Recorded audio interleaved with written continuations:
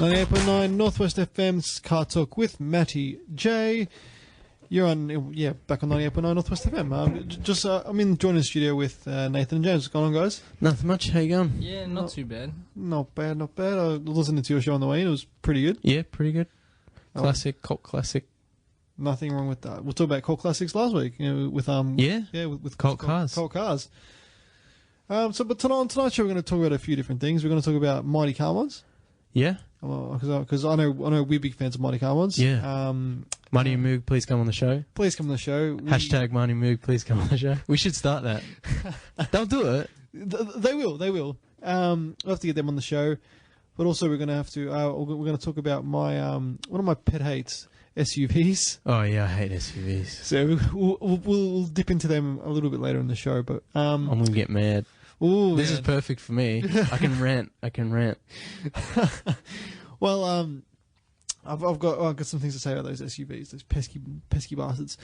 But look, we'll get back onto Mighty Car Mods. Now, for those of you who don't know who Mighty Car Mods are or what Mighty Car Mods is, Mighty Car Mods is Australian YouTube TV show, web series. They're on Discovery Channel now as well. Oh, really? Yep. So they put a lot of their builds on there, which is pretty damn good. Considering they've always wanted to. They've always done their own thing. Yeah. One of the reasons they didn't go on normal TV is because they would have had to change the way they do things. Their formats, yeah. And it's like good that they've stayed where they are because they can do things the way they want to do it. Exactly right. And because it's always kind of been just Marty and Moog. Yeah. Obviously they're mates as well. It's basically they do mods on cars that are pretty easily accessible to most cars. Australians in their mum's driveway. It was their mum's house? It was what's his name? It was Marty's mum's place. Yeah. And then but now they've got a garage. They've got a garage now because people were like going to Marty's mum's place or that's disappointing. kind of ruined the driveway mod feel. But you know what? And they do mods that they started off doing mods that you could do on your own. Basic mods, yeah. Or like tips for your car. Yeah. And then they started doing specials of like fully modified, like tuner, like Japanese imports. And now they've like gone, bigger and bigger, and they're doing like overseas specials and stuff like that. So they've come a long way. They've been a long time. They've been around when Mighty Car was started, they were kind of like the niche in the market because there was no other YouTube real car channel. Yeah. No other modification channel. Especially for Australia. For Australia, yeah. And, Mighty and Moog are just such lovable characters. Oh, yeah, they're so good. They're funny as. I kind of guess... And it's not like they shoot it on their phone. Like, it looks nice. Moog does the music. You play his music. Fantastic. Pretty much every night. So, I mean, it's good production quality. A lot of fun. It's very funny. It is. Like, for me, I don't know much about cars, but it's just fun to watch them, like, lay into each other, he's like just making Cheryl. fun of each other. And they've got characters like Drift Pig, who's like Stig from Top Gear, but he's a pig. He's in a pig suit, and he's a very good drifter. So it's a lot of fun. They call him Drift Pig. They got Flurpy, the unicorn. They are, as you said, James. They're a lot of fun. Mighty and Moog. I've met them a few times actually. Really nice guys. Yeah, you went to the car meet there. You went to a car meet with them. And I met them at Auto Salon years ago. This was like going back now, 2010. Yeah. When it was like the last of like the Japanese the whole Fast and Furious type modding. Yeah. So that's kind of like the year it died. But I met Mighty and Moog there for the first time. I'm actually on YouTube with them, believe it or not.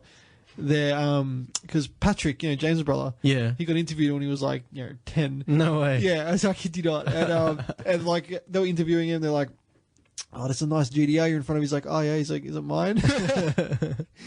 It was good. They've always been really funny and stuff. So, but the best thing about Mighty Car Mods is that they're so big all over the world. They're massive in the States. They're massive in Europe. It's just because their demographic was people of kind of our age. Yeah. And who have always had kind of crappy cars and learned to mod them and learned to fix them, that they got to that next stage. Fix it on a budget. Yeah. And also we've grown up with YouTube, so easily to access them. Exactly right. and it's just like they were kind of like a voice for people. For just average people, Yeah. Because usually when most car shows, they're like really really rich, people that own like Yeah, like Ferraris Top and- Gear is great and it's hilarious and I love it. Or at least the old Top Gear. Actually, the new season wasn't too bad. This last one, I haven't seen it. I thought it was better than oh, this is going to be a bit controversial. I'm probably going to lose half my members because you can't beat the original trio. Oh. But I reckon this season was better than the Grand Tour's first season. Yeah.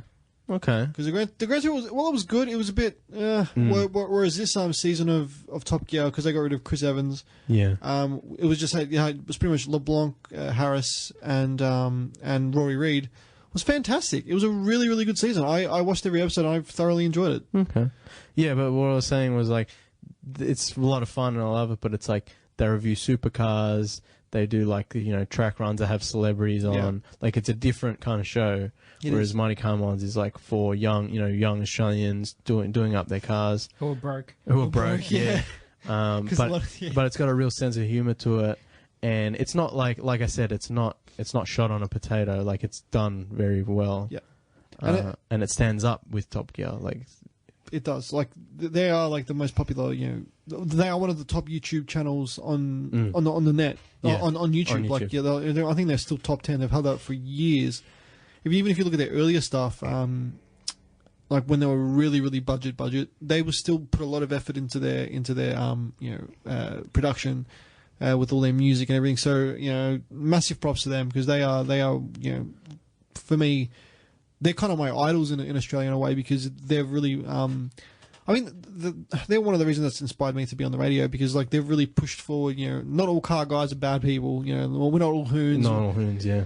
We do enjoy our cars and we're fun to be around. So, big ups to Marty and Moog. I'm going to continue talking about them because about their new episode, which is super cool. Like it was freaking amazing.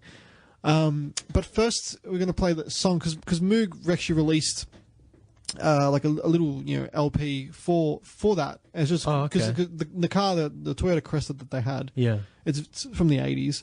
So he made like an 80s kind of force synthy, very synthy, super synthy, like we're talking like Mitch Murder, Kavinsky kind of synthy, type for album for it, and it's fantastic. Like one of the songs, my favorite song on the bit I can't play because it's got a bit of swearing, but I'll play the other three. They are top songs. So I'll first of all play the song. I'm going to play Neon Lights, which he talks about the Toyota in the actual song, which is pretty cool.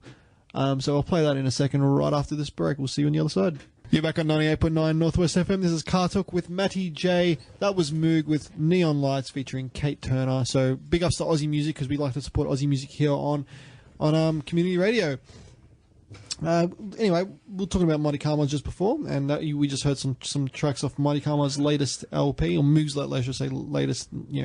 Not only can he mod cars, he can make music. Good music. That's how him and Marty met, right? Because they're both like music producers kind of thing. Like I didn't know that. Yeah, and like they apparently this is how they met. Like they got talking. And they walked outside, and they didn't know about cars at this. Like they didn't know each other like about cars at this point. And they walked outside, and like they said, I think it was Moog was like, Marty was like to Moog, "Oh, is that your your Sylvia?" He's like, "Yeah." And Moog's like, and then Moog's like to Marty, "Oh, is that your whatever it was?" He's like, "Yeah." And then they just started talking about cars. So it wasn't about the music; it was about cars. It's funny how cars brings people together because, like, for example, at meets and stuff, you remember you don't remember people by their names. You remember what cars you're the guy with you're the guy with like the S15 or you're the guy with the GTS. Or you remember their like mod or their license plate. And it's like, oh, you're the cop bait guy. It's funny because it's true though. Like, it's weird because like I don't think there's any other kind of like professional or like hobby that makes people think that way. It's like with car people, like just like, oh yeah.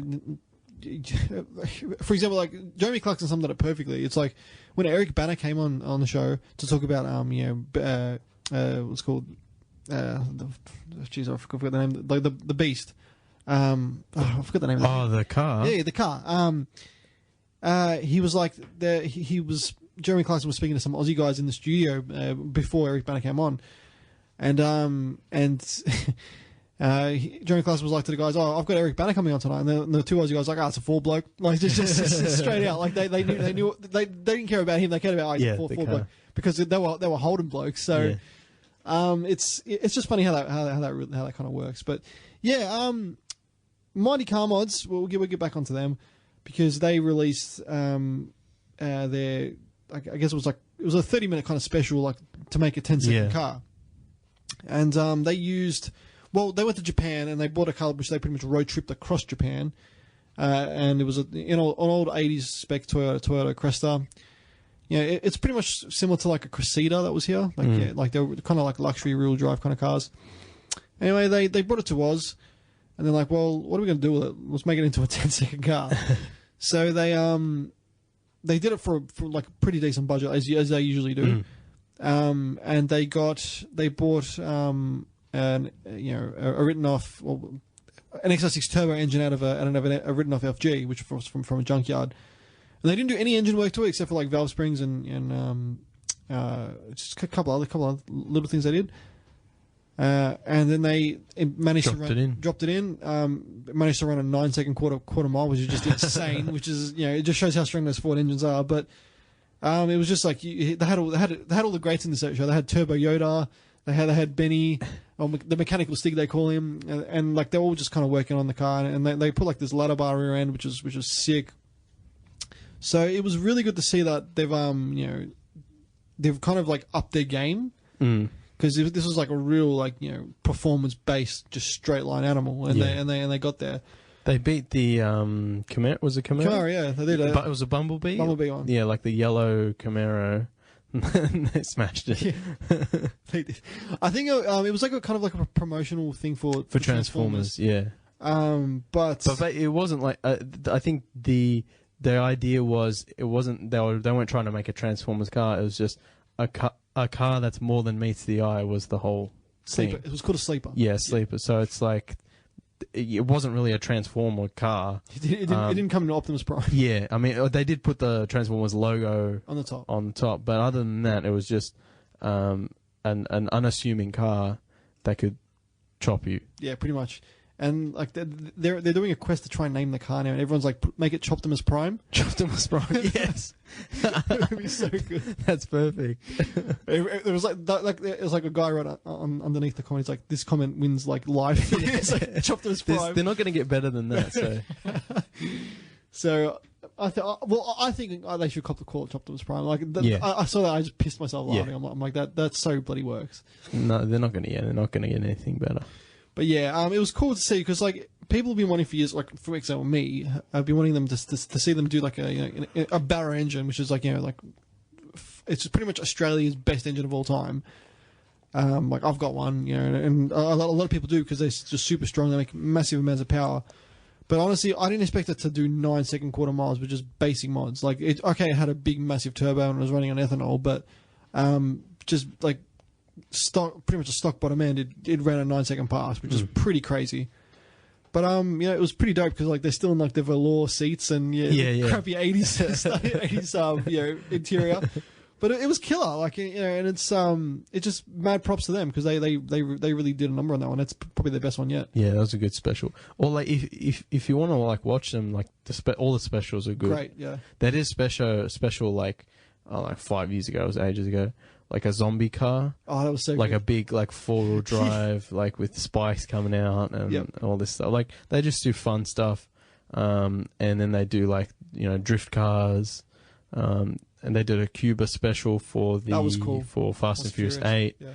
And talked about all the Cuban ingenuity over there. So that was great, that was a really good... That was my favourite special of this. So, they do really cool stuff. And they're really fun to watch. Yeah. Like even for me, like I don't know what they're talking about. I'm like, what's a valve spring? I don't know. but then they'll like make a joke about it, and then they'll like make a mistake, and then they'll explain it, and so it's a lot of fun. The best part about them though is the innuendo. It's just that they make it, especially because Moog is always on Marty's case. Yeah. He's like, oh yeah, well, what's this? And he's like.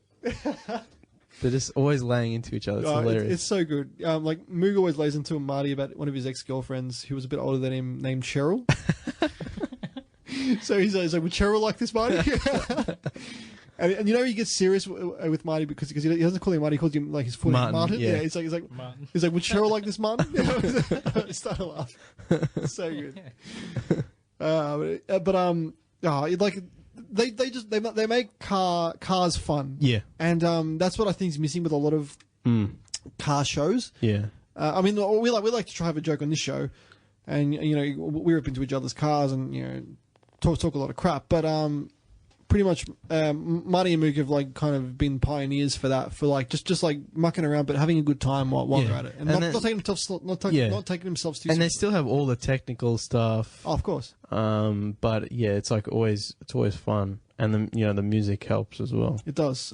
Yeah, as I said, Moog's crazy good with that sort of stuff. So yeah.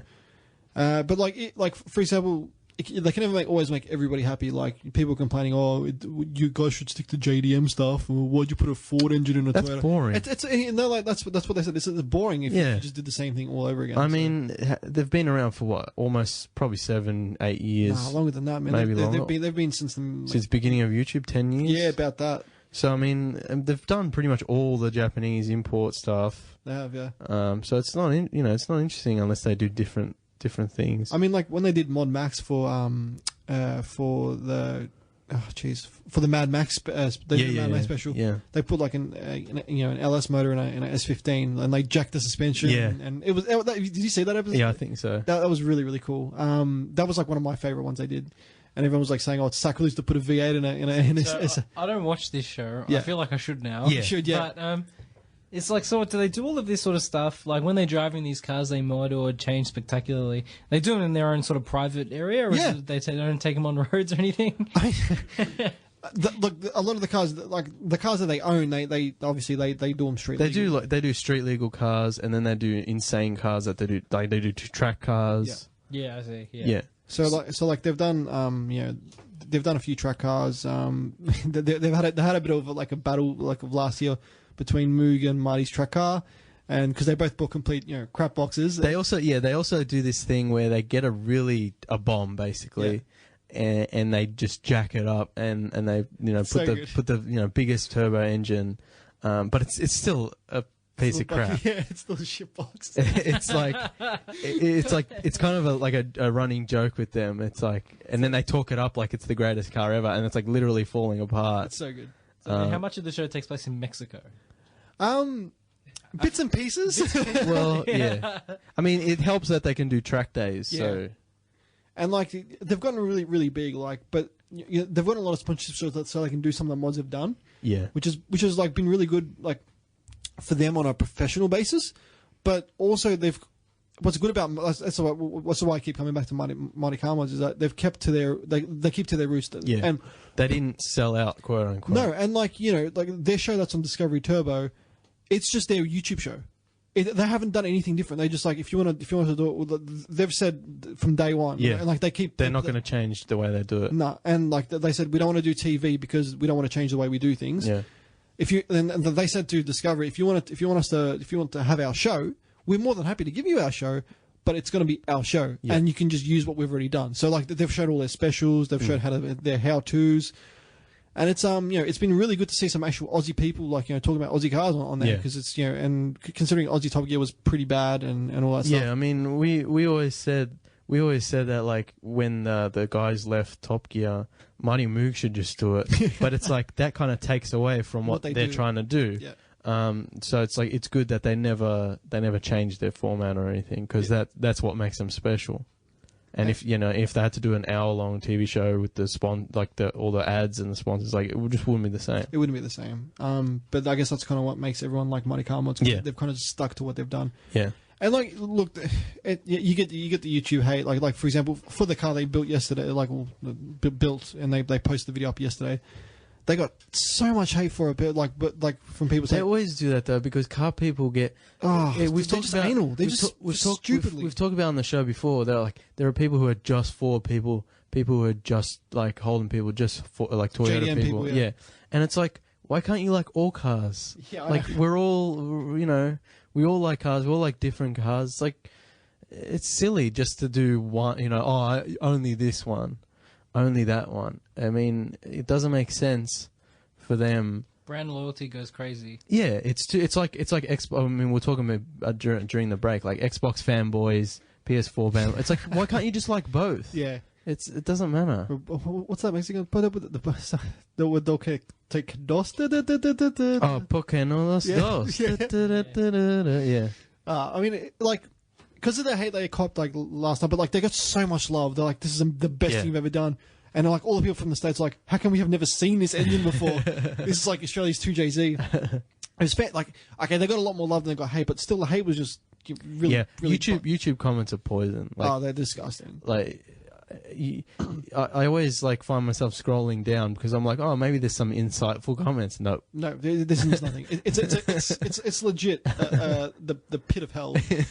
But for example, like they answered a lot of questions and like people put in the comments, and today they uploaded onto their website, mightycarmels.com. You know, they answered like 30 odd questions of what people had, like, you know, why choose a barrel engine? Why do this? Why do that? Yeah. Did the car have this? Why would you go for this? And they answered everything in direct detail. And they said for things that we've missed, you know, ask the questions and we'll answer them for you. And they're really in touch with their social media status. Like they always endeavor to get back to people, and they're happy to meet their fans and stuff. 100%. Like both times I met them, like they were just great. You know, Moo came and checked out my laser. He's like, it's a TRD laser. So that's going back a few years now. That was the last MCM meet that they had in Melbourne. But you know, they had a last minute Canberra meet, and it was like a massive turnout, and it was a massive success.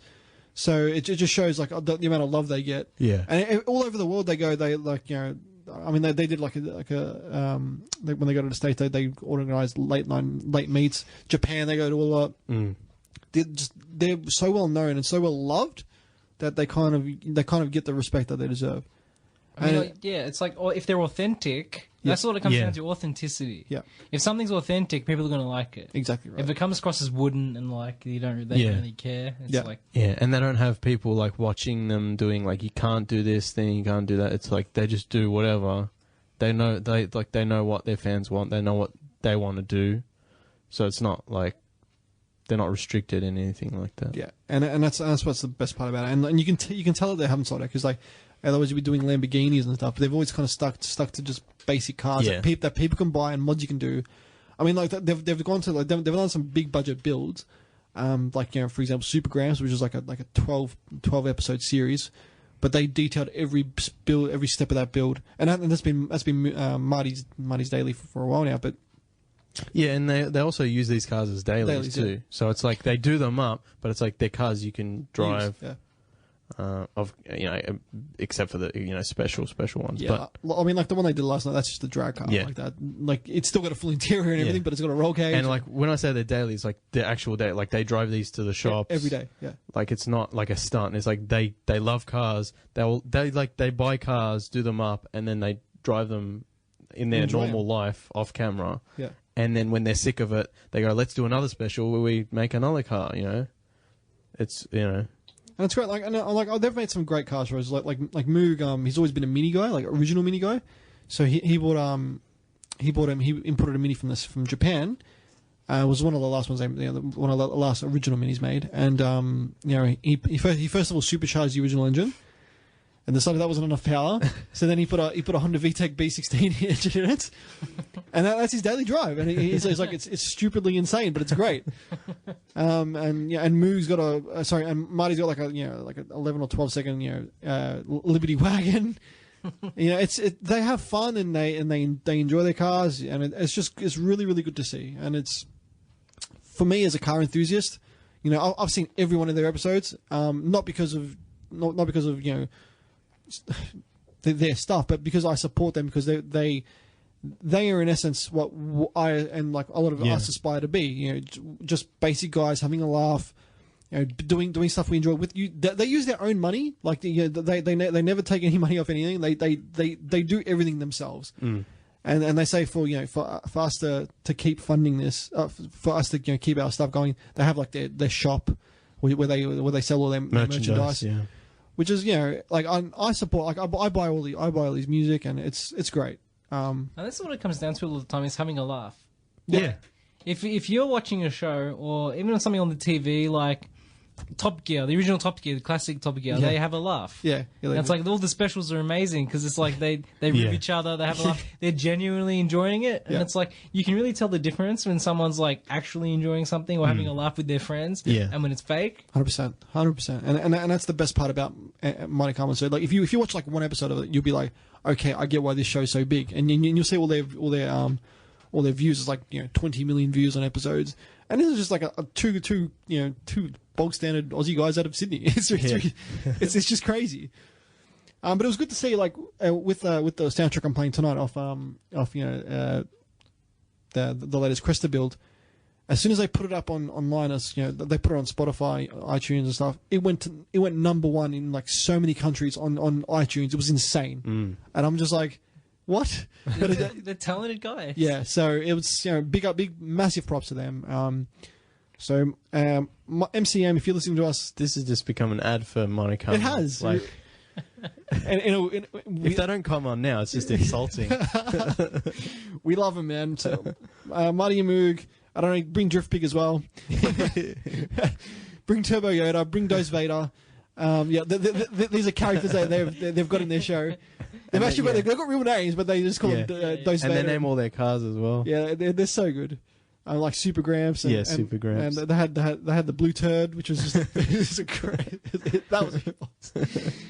But yeah, they've named their latest S15 Tay-Tay after Taylor Swift, just for unknown reason, just because it's crap. They have a laugh, and that's the best part about Monte Carlo. So big ups to them. If you're interested in if you're going through YouTube and just bored, get onto Monte Carlo and even if you just want to laugh. Yeah, definitely. Just the stuff they say is just hilarious. Like for example, like they'll be running through their show and then they'll stop. Like they'll have like they'll just the music will cut out and it'll just be them talking. Yeah, and it's just like the dirtiest innuendo ever. But it's just like they're actually working on cars. Like, a lot of wink, wink, nudge, nudge. It is. It'll be like, Moog, can you push that in? I can feel a tip. Yeah, they're working on exhaust pipes and stuff. It's so funny. It's so good. Well, look, we're going to another song by them. This is called Rivals. This is the third song on that little mix that Moog released. We'll be right back after this. You're back on 98.9 Northwest FM. This is CarTorque with Matty J. Still in the studio with Nathan and James. James, that's obviously from Man Best Movies, who you just listened to previous to me. So we'll move on from Mighty Car Mods because we've already given enough of a plug tonight. Yeah, I know. We stroked their ego enough. I was going to say like a Yvonne Niage in like some subliminal messaging to make you watch them. It's like watch Mighty Car Mods but backwards. Oh, jeez, that's so good. We'll move on to SUVs. Now, I'm shaking my fist in the studio. In the studio, he's already was it when the guy in Shelby will shake harder, boy? Shake harder, boy. SUVs. Look, it's just one of these topics that really pisses me off because the big family sedan and family wagon are just so like old-fashioned now because SUVs are like the in thing, and they've kind of, it's just like this whole Americanized soccer mom's car like that's been really just brought out everywhere, and like it's kind of embarrassing that car companies pride themselves on their SUV range. Like I remember Nissan a few years ago was saying, proudly selling the biggest range of SUVs. Like, that's nothing to be proud of. They're all the same. They're all SUVs. Why do you need a range? Especially in, like, suburbia. It's all a bit unnecessary. Yeah. SUVs, well, they used to be for off-road. Proper SUVs. And then it's like, I guess people realize you could use them as, for families instead of having a minivan or a station wagon or something, or a big sedan. So it's like, then they just became soccer mom cars. Yeah. And like you said, the American thing, it's like now everyone's got them. They're all over the road, literally all over, like driving, all over the road. And it's just kind of annoying. Like they're not necessary. you don't need one. Especially if you work in a small supermarket in the local area with a small car park. Yep. Some of them are a little bit too big for the car spots, and they cause a little bit of problems when you're trying to get the trolleys from outside. I mean, look, today on my way here on was it Box Forest Road or was it Camp Road? Glenroy Road. I kid you not, I saw 12 SUVs parked on the side of the road in like one after the other. Is it the cricket pitch? At the front of Glenroy College. Okay. I counted them one by one, like because I was coming to a stop, the stoplight at there, and I'm like, is this really necessary? Like, for example, this is my pet hates about SUVs. They're too big, they're too bulky, they're based on sometimes smaller cars that are just jacked up to give you like a higher driving height. They look like crap. They use more fuel than people think. You can't see past them when you're trying to drive around them. They're terrible handling cars because they're all the weights above. Like the only good SUV that I've actually driven is a Territory because they drive like a car, and I can see the Territory's pretty much just a Falcon wagon on steroids. But these are the rest of them.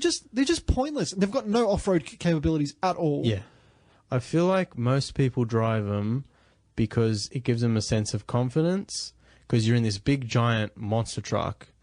And it's like if you get hit or you hit someone, it doesn't really matter. There's not going to be a lot of damage to you anyway. Yeah. So I feel like that's a lot of people drive it that way, and then that in turn makes them overconfident, and they're all over the road. Yeah. Like they're swerving in and out, and you can't see out of that thing because it's so bloody big. And it's like I drive here, every Tuesday. And I almost get run off the road every time by an SUV, and that's not an exaggeration. Yeah, it's legit. It's because they drive them like monster trucks. Yeah, because you're in this small residential area. We got quite tight roads around the studio, small roads, and a lot of people. It's a residential area, so a lot of people park on the side of the road. Yeah. And so you've only got a small area that basically one car can fit.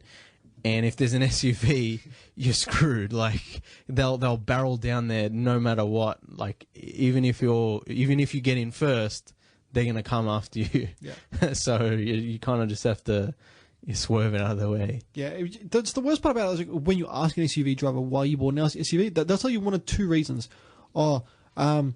Because my back hurts putting my kids into the back seat. But when in an SUV you can just put them straight in. I kid you not. This is an answer I get. Yeah. So they don't have to bend. They don't have to bend over. Yeah. So it's just hey, here's an idea. Don't have kids. If you're gonna complain about your back hurting. Oh my god! Just Well, the first time I heard that, I'm like, I couldn't actually believe what I was hearing. I'm like, is this legit? Are these guys normal? I was angry. I've never been angry, but like more angry. And then the second answer they'll give you is, it's safer. One, no, they're not safer. Usually a lot of SUVs are quite a lot more dangerous to be in than you get your normal sedans. It's like I was saying, people feel safer because they're high up, they're in this monster truck, and they can run people off the road. Yeah. They feel like they've got that layer of insulation. If I get into an accident, I'm not going to get hurt. Yeah. And that gives them that false confidence, and that's like it makes them dangerous drivers. It's complete BS, to be honest with you, and I mean, like they're just based off like other platforms of just a standard car, for example. So they're just that standard car, but worse. The whole part about they're really higher center of gravity. They've got safety. They've got a high tendency to roll if you go hard enough into a corner. Exactly. I mean, Toyota Kluger's had that issues for years. Like for example, like with the elk test and stuff that they have overseas. I mean, like the Kluger didn't fail in that, but like just like in the quick swerve, you'd be surprised how many SUVs tip, and it's really it's what it is. It's a plague, and you go to any shopping center or anywhere with SUVs, and you will see them lined up, and there'll be like one person coming out of it. Yeah, and they're just pointless. They are the most pointless car in the world. I'd say I work at a local supermarket, and we've got only one car park. It's not a shopping center, so we know all the cars in there are people shopping in the supermarket or down the strip. That's true. Yeah. And so there's no sort of thing where, like, we see you coming out of your SUV and it's like a mum doing her shopping before she goes to pick the kids up or just dashing down the street. The car park during the middle of the day full of SUVs. Yeah, they're just everywhere. And they're just, it's like there's no reason for it. Yeah. And I mean, like, SUVs are like one of the reasons why the family sedan and family wagons are pretty much non-existent anymore. I mean, that's what killed the Falcon and Commodore, really. Yeah. But like, you know, you're worse off in an SUV. Mm. And I mean, station wagons used to be the family thing. Well, to me, if I was, and then I guess minivans were never that popular. They were popular in the States. They weren't popular here. Yeah, that was the soccer mum car in the States. And then they moved to SUVs. Yeah, and now everything's SUVs. I mean, like they're just kind of like a fashion statement. I mean, like, look, cars in a way are a fashion statement for people, but like SUVs are just like, you know, I have like 2 kids now, and or I have 1 kid. I need to be safer. Or I have a dog and I need to put space in for a dog. I mean, it's just really they piss me off. Like there is no proper argument for an SUV. If you're going to get an SUV, get a proper 4-wheel drive. Get it something that you're going to use it for if you're going to go off roading. Don't piss around with these small and medium SUVs that are just pointless. Like they are efficiently, they can't go off road. Yeah, they have no purpose. And, you know, it's just like, oh, you know, I feel safer in my SUV. You don't feel safer in your SUV because they do feel safer. They feel safer, but they're not. Don't know they're not safer. Is it just me? Because every time I drive in twilight or at night, I get SUVs with high beams. It's perceived high beams. You know why, James? Is it because they're higher up? And they're right in your vision. Also, when I'm driving during the daytime, I feel like I see more SUVs with their lights on. Is that because newer SUVs have the sensor and it's just going off because it's overcast? Or is that because SUV drivers are stupid and they always put on there? Yeah, that's pretty much because right. I swear to God, every time I'm driving, there's an SUV with their lights on, blinding me, and it pisses me off. It can't just be me because it happens too often. It happens to us all the time. We're driving down, and there's that because they have the high center of gravity. Yeah, there's that you're getting blinded, and you're just like, man, turn your lights down. It's like it's not even dark out. Relax. Yeah. And it's the worst thing. I mean, it's just like then you're not going to say, "Oh, I never saw you coming." You're like bloody 30 feet in the air, so it just really pisses me off. So SUVs, people. If you're going to buy an SUV, buy a proper SUV. Buy like a large SUV that has off-roading abilities or slash 4-wheel drive that's actually legit. Not one of these $2 SUVs that are just, well, actually SUVs are quite expensive, that give you nothing. Yeah. And they just are a menace on the road, really. They're just pointless. And I've said it for years, SUVs are the most pointless car on the road. Yeah. I mean, like, then I get a response with, the best one is, oh, but like Ferraris and stuff are practical and pointless. I'm like, that's not the point of a Ferrari. That's on a daily drive, though. It's exactly right. People drive SUVs as a daily drive. You wouldn't drive to the shop, well, people do, in a Ferrari. I mean, and they're just dumb. Like you know, getting in and out of an SUV is like a lot of hard. You say, "Oh, my back to put the kids in." You're just stepping up into a higher car. It's just, everything about them is faulted. Like they just, there is no logical good explanation about them, and that's why SUVs. Oh, anyway. Unless you're gonna have spinners and like get grills, 27s, get gold grills, and like listen to rap music, there's no point. I mean, I guess kind of people like have the imagination of like having a proper like old school Rangy, like because like the whole SUV scene kind of for me, I think started with like, you know, like SUVs that had off-roading ability. Well, like, they were proper 4x4s. You know, Range Rovers, your Land Cruisers, your stuff like that. I think the Jeeps. Kind of, because even the Jeep that are clearly made for urban use, they still look like the old off-road Jeeps. Yeah, they do. Yeah. So I think that's maybe why people think it's cool or something. I don't know. Well, they had that whole advertising campaign. It's like, if you see another Jeep user, you're in the club, sort of like. Oh, yeah. That's sort of, it's cool to be a Jeep user. So like, not really advertising the utility of the car. I mean, just its coolness alone. And that probably sold a lot of people. Yeah. What it is, you're onto something here. What it is, it's like, oh, I'm a doer. I'm gonna put my kids in the car. I'm gonna put my dog in it. I'm gonna put my bike on the bike rack. I'm gonna go off-roading. The ads are always them going like to the beach and like, you know, doing like mad like skids around the beach and like getting the dog out. The car would never be there though. Yeah. You'd sink. This is how cool people live. Yeah, you want an SUV. Car companies, when they sell you an SUV, they don't sell you an SUV. They sell you a lifestyle, and you look at every single SUV like such the Explorer, quote unquote. Exactly right. you can explore in it. That's exactly what every SUV advertising campaign is. Oh, you can get outdoors. You can do things with an SUV. I mean, you could do things with a normal car anyway. Like for example, a good mate of mine, he bought a $250,000 Range Rover Vogue. It's sick, yeah. Black on black, you know, it's nice. I mean, you open the door and like the step comes out like that. It's pretty cool. I mean, I don't necessarily like SUVs, but it's baller. I mean, like Range Rovers. Range Rovers are pretty cool. They are pretty cool, but like it's got proper off-road ability. Like that's why I kind of respect them, because I'm like they actually work off-road. Anyway, he got a call from Range Rover after he bought it to do like a full drive day. They're like, oh, would you be interested in coming down for a full drive? I was like, yeah, 100%. They're like, okay, we'll just bring you in your car. He's like, what do you mean me in my car? They're like, oh, well, you got to bring your car because we're showing you the full drive capabilities of your car. He's like, hang on a minute. I just paid $250,000 for a car. This thing's not going to see a gravel road, let alone a full drive track. So even people with proper full drives aren't using it for what they're intended for. Look, we're going to get to our last song of the night. We're going to go to a song by Mitch Murder.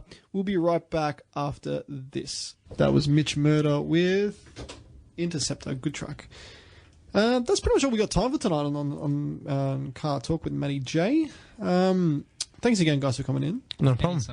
It's a good sesh. Yeah, it was a good sesh. Ragged on SUVs because they are the menace, and gave mad props to Matty Carwods. Yeah. Give a quick plug to your show, James.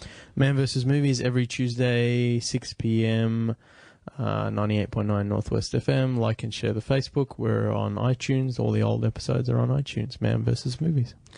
And same thing with me. If you missed any of our previous episodes, we've got the podcast up on shoutengine.com, but you can also get it on iTunes if that's what you prefer. Keep up to date with our Facebook, or as Monty Carmod says, keep your eyeballs on our faceballs. On the Car Talk with Matty J, that's TORQUE with Matty J Facebook page.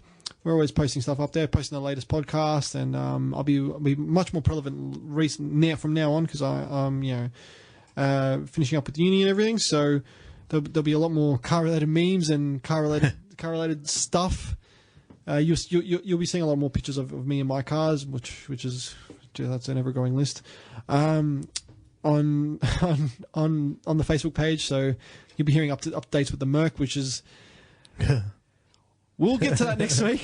That's going to be one of the topics of next week, the Merc. But keep up to date with our Facebook page. It's Monty Carmod, I was going to say. Car Talk Car Talk TORQUE with Matty J. We'll be back same time next week, 7 p.m. for the live. You have to listen to us live on the community radio. We are the community radio show for car enthusiasts. So, keep it locked here on 98.9 Northwest FM. In the meantime, this has been Car Talk. It's Matty J signing off. Take it easy.